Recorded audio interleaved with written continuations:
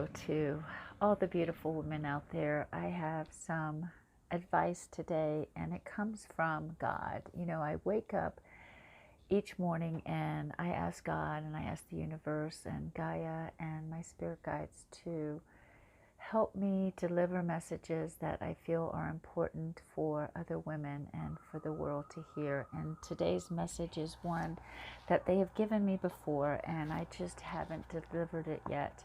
Probably because I wasn't ready for it.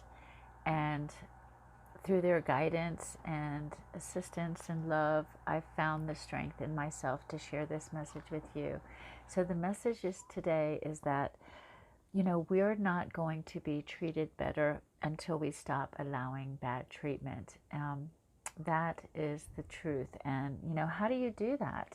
How do you stop this bad treatment towards women? And, we hear all these things about narcissistic individuals or abusive partners, and it all really comes down to what are we allowing in our own lives. And I'm not saying anything against any individual. I and myself have suffered through physical, mental, and emotional abuse throughout several marriages, and I'm finally discovering my worth. And that's one of the things that we can do, is to discover our worth and what we know about it, and then go ahead and embody it in our daily lives. Also, you can stand up to injustice. You can talk about, I see many women and men out there talking about injustice they see in relationships. If you don't want to take that route, then distance yourself, separate yourself from people who treat you bad, remove yourself from those situations. But definitely, one thing you have to do is you have to have higher expectations for your treatment and not allow bad treatment anymore. How do you know your worth? Well, first of all, women, if you are a woman, you need to be honored and respected. You are one of a kind, okay? You need to embody that, and don't give yourself away or accept less than you deserve. And why do I say that women are so special? Because we create life. We bring into existence something that did not exist before. We nurture life. We create and care for a home, and we give love. So you should be realizing those things of yourself. Those are some of the things that, when you embrace the divine feminine or the divine feminine characteristics, then you kind of realize what you're capable of. And what are some of the characteristics I'm talking about? Being heart-centered, being wise. A wise person learns from others. Being compassionate and empathetic, being forgiving, nurturing, accepting, affectionate, kind, generous, intuitive. There are so many characteristics that make up what a divine feminine individual can look like. So start researching them and embrace those characteristics in yourself so that you can attract that divine mate as well. And the two of you together form this wonderful partnership. So right now, what's happening and what I've seen happening is what counts for many women right now is the kind of car a man drives, how much money they make, the job they have, their material possessions, and yes, sex, how good they are sexually. So all those things should not be what are the determining factors when we are making our choice in a partner. What should count are things like what kind of man he is to others. How does he treat his family? How does he treat his friends? How does he talk about people that aren't his friends that he doesn't know? Also, the emotional availability. Is this partner open with their feelings and their affection? Do they offer support? Support can be financially, but I'm not talking about financial support. I'm talking about support in your endeavors as well, your goals, your dreams, and support in raising a family. And also, I believe that we need to be searching for partners that believe in equality in the decision that we make in a marriage together, and how the paths our lives take together. And another thing is, we're not selecting good fathers, to become fathers. We're giving this gift that we have of creating life and bringing in offspring.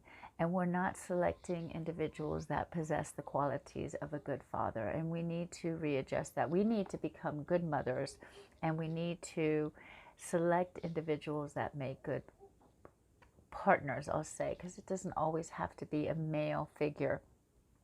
And if you're worried about, I mentioned sex back there, and if you're worried about your sexuality, well, embrace it. You can embrace it.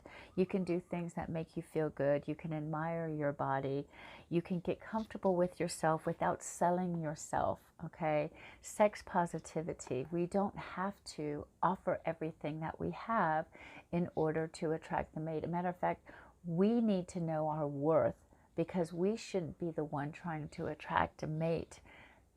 Our partner should be seeing our gifts, and the gift of life is the greatest gift that God has given us. So we should be using and knowing our worth, and setting ourselves up to higher standards. So I am very disenchanted with what I'm seeing going on a lot on social media with the sexuality that women are just kind of possessing and showing off, which is great. I believe that a woman's body is amazingly gorgeous, and just like I believe a man's body is attractive, but we shouldn't, as females, we shouldn't be using that to display what our worth is. Our worth doesn't come only from the outside. It comes from everything that we encompass, excuse me. Is physicality important? Well, we should be physically active. We should be taking care of ourselves. We should be holding our own standards for what our body is meant to look like by the foods we eat, by the activity we do on a daily basis, keeping healthy. That is important in a mate and in the divine feminine, but that's not the only importance. What's also important is who we are inside, what we have allowed in our lives, and how we hold ourselves up. To what standards are we holding ourselves up? Do we know our worth? Are we living our worth? Are we allowing less into our lives? I know that is an issue that I had faced in my past. I had lowered my standards and allowed individuals into my life that weren't good people, and I saw that. But they had other characteristics and things, and I closed my eyes to the truth of the situation and instead focused on the good, which is great to focus on the good, but don't ignore the bad. You have to understand what you're getting into. If you get into something at the beginning of a relationship and there are things you don't like or things that bring up those red flags, those aren't going to go away. I hoped and prayed and did all kinds of work in my own marriages, and all that work made no difference, because an individual, if they're not willing to change or be better, they're not going to be better. So why don't we instead choose better from the beginning and then grow together to become great, okay? Greatness. I want greatness in the lives of all the women out there, because I want greatness for the world. I want greatness for all the men out there, because again, I want greatness in the world, and together we can do it when we each discover what greatness is and what that means, and then hold ourselves up to that standard without allowing us, ourselves to look the other way. When we see a discretion, we need to address it and get past it. Yes, forgive it, absolutely, but learn from it and move forward. We can't be stuck. If something is not moving forward, then we need to get unstuck and find a way to move forward and find this greatness in ourselves. And then we will attract greatness in others as well. So I hope this little video helps you just kind of know your worth more. If you're a woman, you are magical. You are absolutely a creator. You are the vessel of souls. You bring souls into this world. You bring life into this world. And without women and the ability to produce offspring, we would have the biggest drop in population. I know there is nothing like a mother and the nurturing and the compassion and the empathy and the protection that she gives the child. So realize that in yourself, and others will realize that in you as well.